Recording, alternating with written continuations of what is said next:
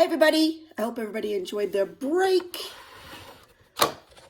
I had so much fun having to replace a shower head and cleaning my closets. That was my fun break, but it's done. All right, my friends, we are back to The Thief of Always. It's probably backwards for you, huh? And I wanted to show you this picture right there. Remember, I told you he has done all of the illustrations too, along with writing the book. And we are up to chapter 11, which is called The Turnabout. Neither Lulu nor Wendell were around the following day. Mrs. Griffin said she'd seen them before breakfast, and then they disappeared. So Harvey was left to his own devices. He had tried not to think about what had happened the night before, but he couldn't help himself. Remember, he supposedly was turned into a vampire? Snatches of conversation kept coming back, and he puzzled over them all day long. What had Jive meant, for instance, when he told Harvey that turning him into a vampire was not so much a game as an education? What kind of lesson had he learned by jumping off a roof and scaring Wendell? And all that stuff about soul stealers and how they had to be served, and what had he meant? Was it Mr. Hood that Jive had been speaking of? That great power they all had to serve? If Hood was somewhere in the house, why hadn't anyone, Lulu, Wendell, or himself, encountered him? Harvey had quizzed his friends about Hood, and he had had the same story from both of them. They'd heard no footfalls, no whispers, no laughter.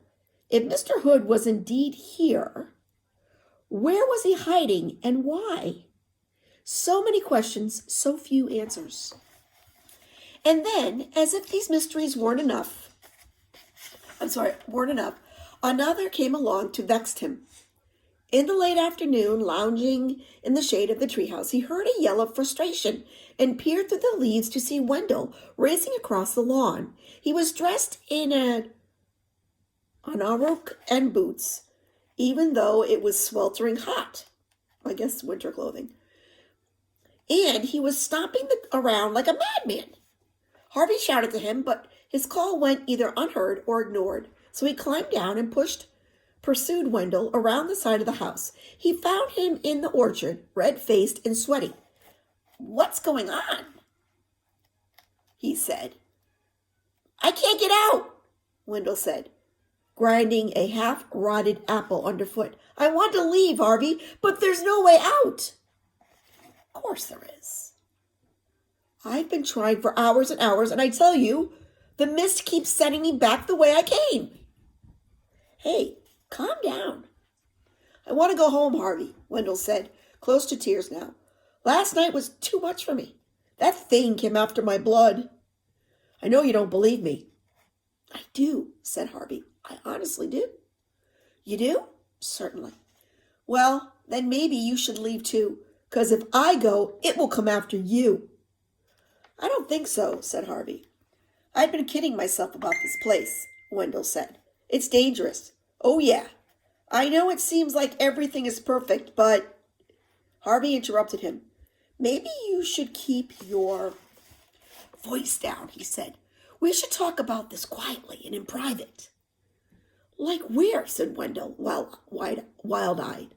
"The whole place is watching us and listening to us. Don't you feel it?"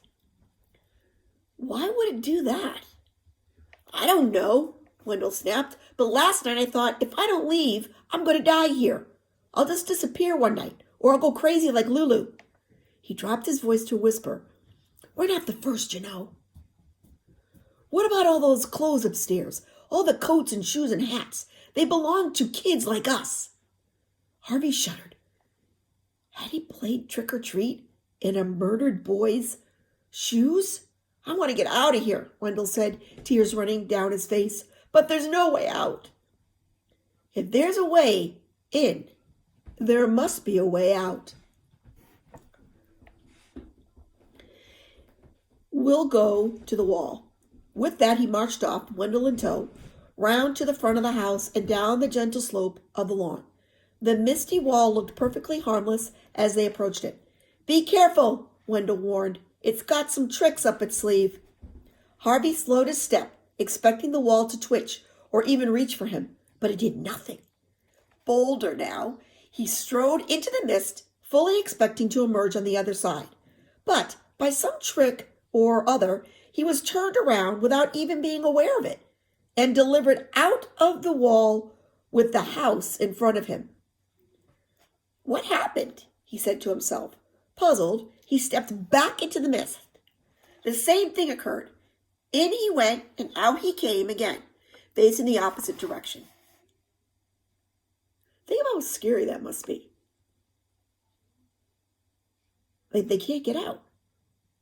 He tried again and again and again, but the same trick was worked upon him every time, until Harvey was frustrated as Wendell had been a half an hour before. "Now do you believe me?" Wendell said. "Yes. So what do we do?" "Well, we don't yell about it," Harvey whispered. "We just get on with the day. Pretend we've given up and are leaving. I'm going to do a little looking around." He began his investigations as soon as they got back into the house by going in search of Lulu. Her bedroom door was closed. He knocked, then called her.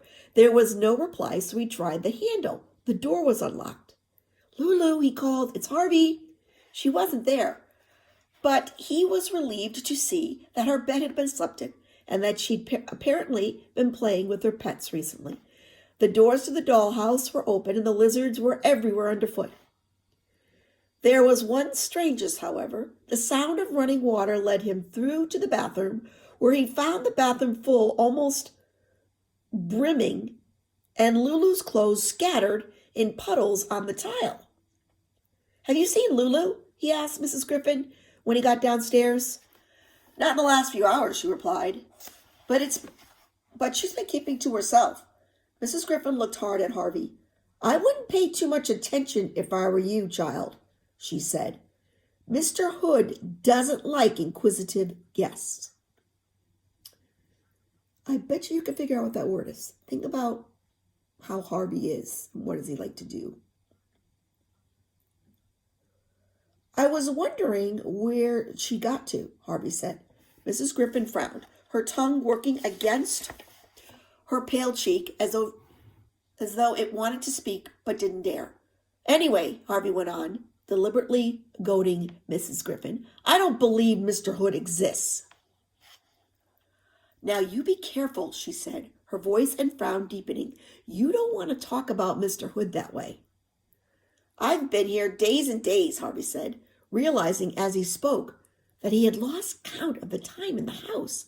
"And I haven't seen him once. Where is he?" Now Mrs. Griffin came at Harvey with her hands raised, and for a moment he thought she was going to strike him. But instead she took hold of his shoulders and shook him. "Please, child," she said, "be content with what you know. You're here to enjoy yourself for a little while. And child, it's such a little time. It flies. Oh, Lord, how it flies." "It's just a few weeks," Harvey said. "I'm not going to stay here forever." Now it was he who stared at her. "Or am I?" he said. "Stop," she told him. "You think I'm here forever, don't you?" he said, shaking off her grip. "What is this place, Mrs. Griffin? Is it some kind of prison?" She shook her head. "Don't tell me lies," he said. "It's stupid. We're locked up in here, aren't we?" Now, though she was shaking with fear from head to foot, she dared to make a tiny nod of her head.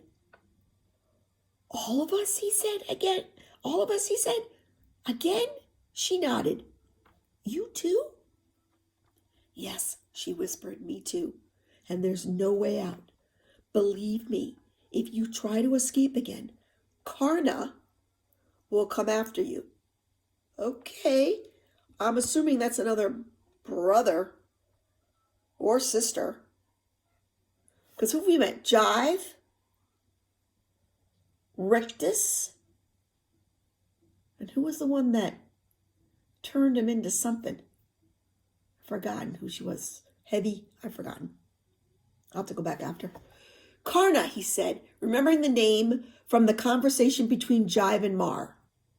Oh, that's the other person. He's up there, Mrs. Griffin said, on the roof.